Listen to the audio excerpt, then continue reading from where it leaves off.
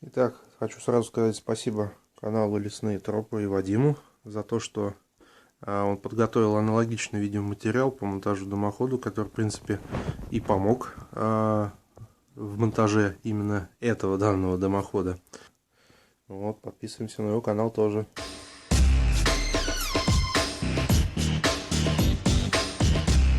Так, ребята, всем привет!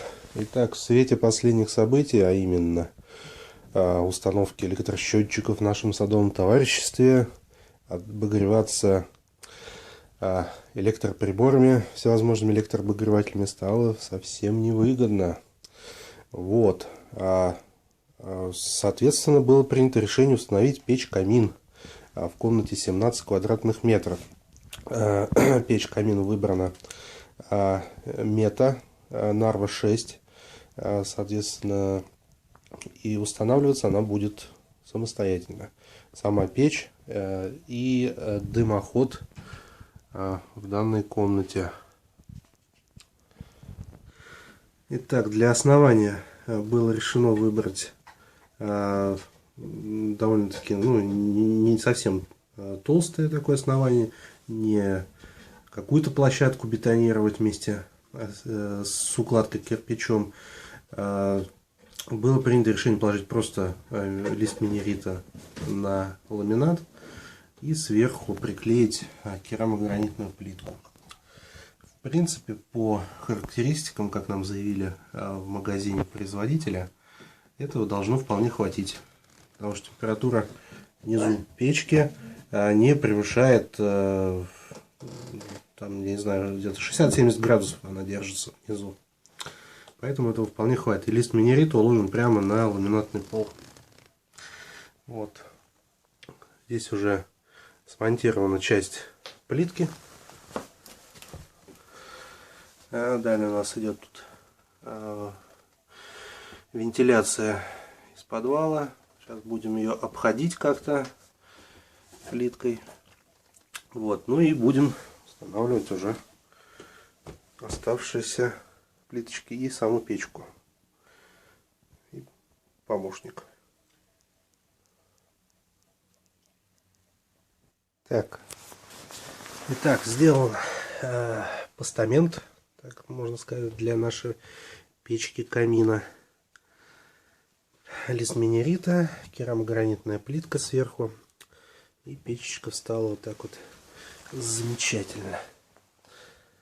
Также к печке был приобретен набор для камина, совочек, кочерга и такая метелочка, небольшая щеточка.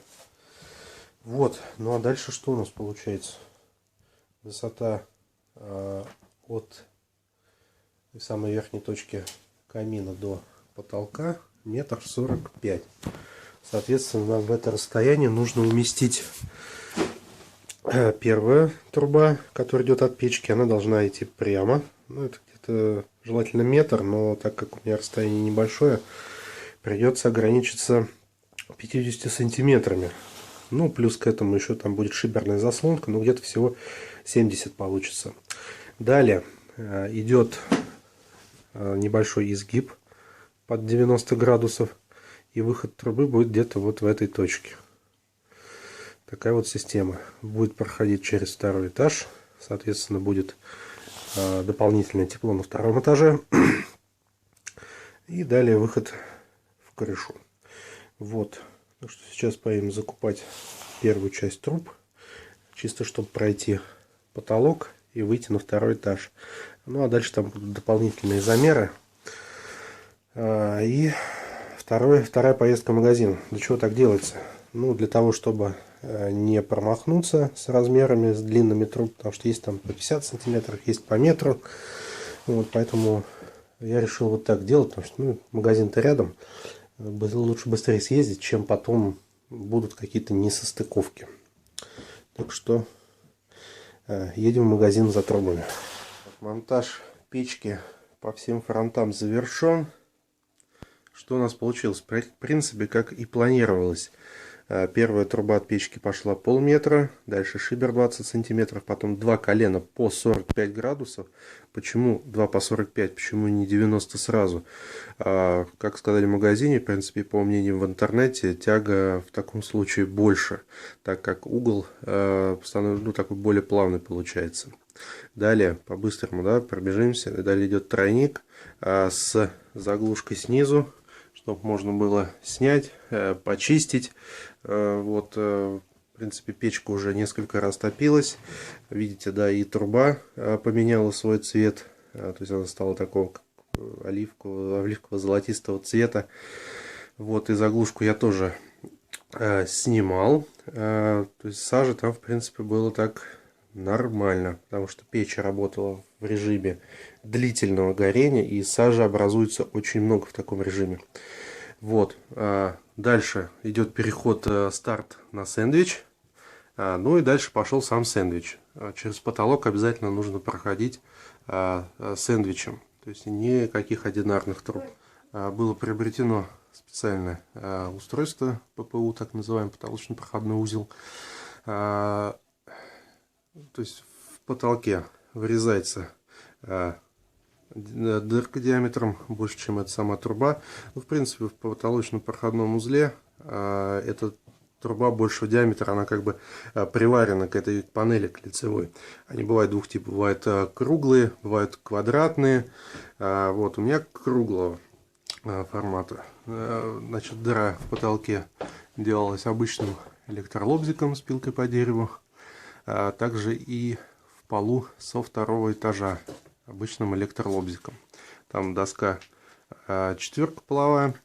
Вот, в принципе, обычный электролобзик хорошо ее взял. Вот. Далее перемещаемся на второй этаж. На потолке, точнее на полу, да, у нас получается, если смотреть со второго этажа, весь потолочный проходной узел закрывается вот такой панелью. В комплекте с ППУ он не идет, он докупается отдельно, он там, в принципе, стоит недорого.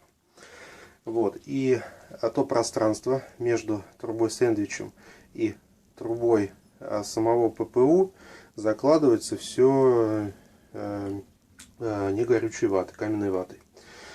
Вот, ну и далее, как конструктор в детстве, да, собираем трубу и добираемся потихонечку до крыши. То есть как пройти крышу.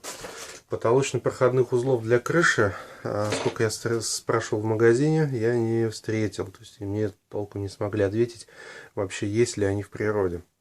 Поэтому пришлось мудрить что-то самому. Был приобретен такая панель, абсолютно идентичная, вот как идут для потолочно-проходного узла со стороны потолка закрывать. Также была вот она куплена еще для потолка. Но так как крыша здесь идет под углом 45 градусов, да, видим, соответственно, дырка в этом щите круглая. Ее пришлось немножко делать овальной, чтобы труба спокойно в нее проходила. Вот, ну и был такой вот некий зазор. То есть немножко за зазором я переборщил, но это не страшно. Так, далее в потолке дыра была сделана, опять же, обычным электролобзиком. Со стороны крыши у меня лежит андулин. Андулин был вырезан просто обычным ножом из Леруа Мерлена. Не канцелярским, а таким вот более таким строительным ножом. Ну, с такими, но тоже с тонкими лезвиями. Так, ну, далее андулин мы разрезали. Ну, дальше, опять же, электролобзиком всю опалубку лишнюю мы убираем вокруг трубы.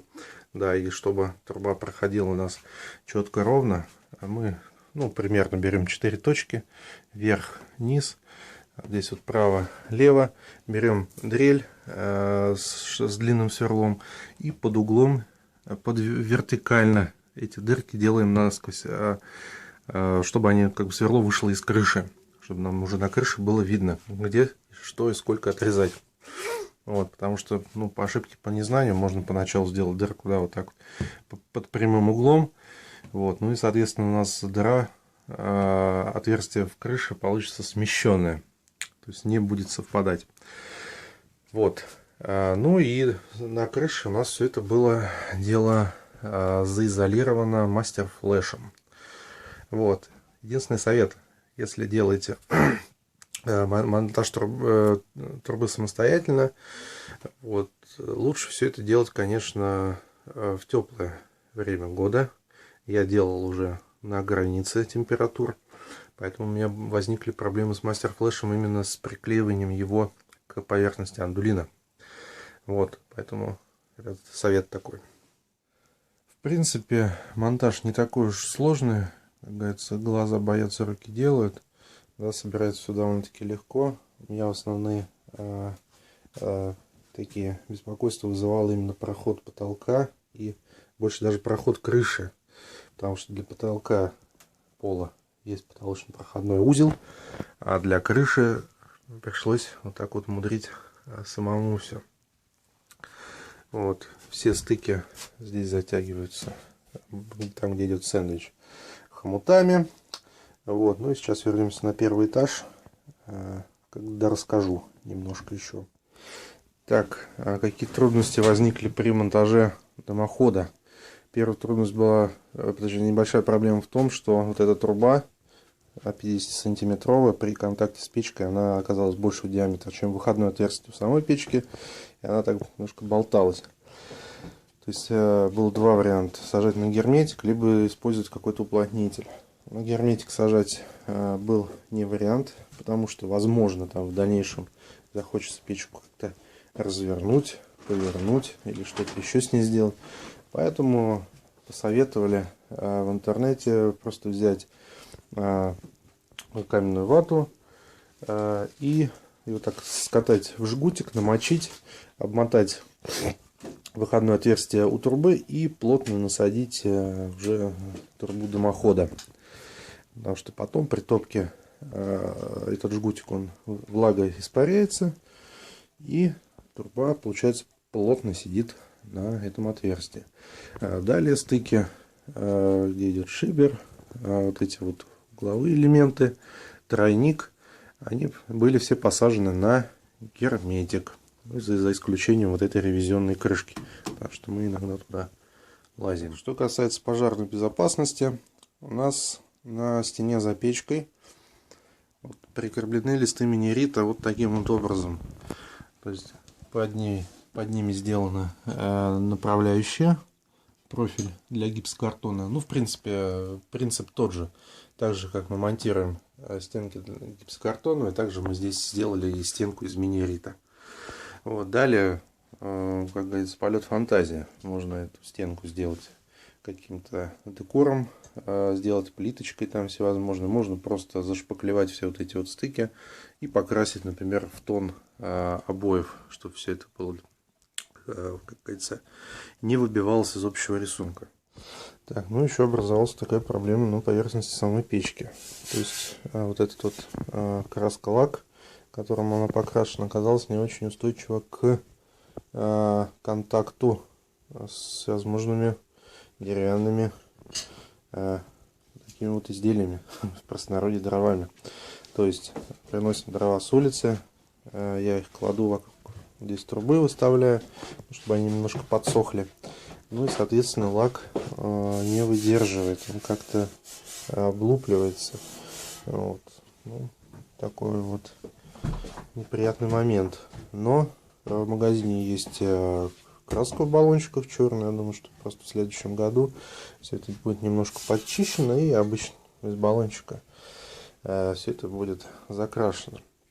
Вот, я думаю, что это небольшая проблема. Ну, если у кого-то возникли какие-то вопросы, можете спрашивать в комментариях. Какие-то моменты, какие-то нюансы постараюсь описать более подробно. В принципе, ничего сложного, как говорится. Вот, кстати, уже 2 ведра золы у нас где-то за месяц использования печи получились. По весне будет хорошее удобрение. Ну все, ребята, все. Всем пока. Ставим лайки, подписываемся и задаем вопросы, пишем в комментариях. Все, всем пока.